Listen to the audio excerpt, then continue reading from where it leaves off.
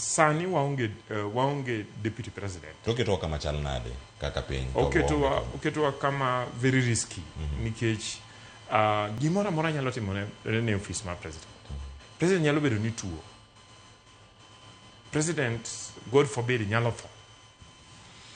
Then what happens? Kaka nase wacho, ni ka president ok nyal perform duties ge, to nego bed ni deputy president take over immediately. To kapo ni deputy president onge chik wacho ni speaker take over, to ka speaker take over, deputy president ko take over, to then okawo telono for the rest of the term mar president. But ka speaker take over, to nyaka luongo yiero bang just as a certain number of days.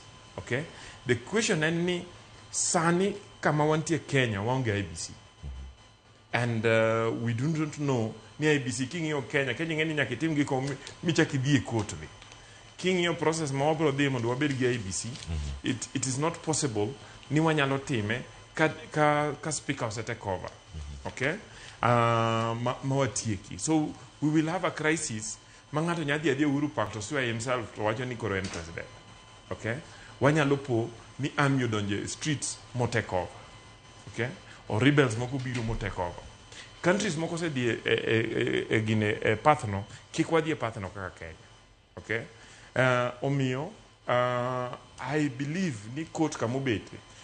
One of the kanyi neno gi kialo weche mag court, one of the issues manyo bedo emphasized, any public interest nyaka court ngi. To public interest maduong en ni Kenya nyaka bed stable. A Kenya mo nyaka bed stable en ni nyaka obed gi deputy president.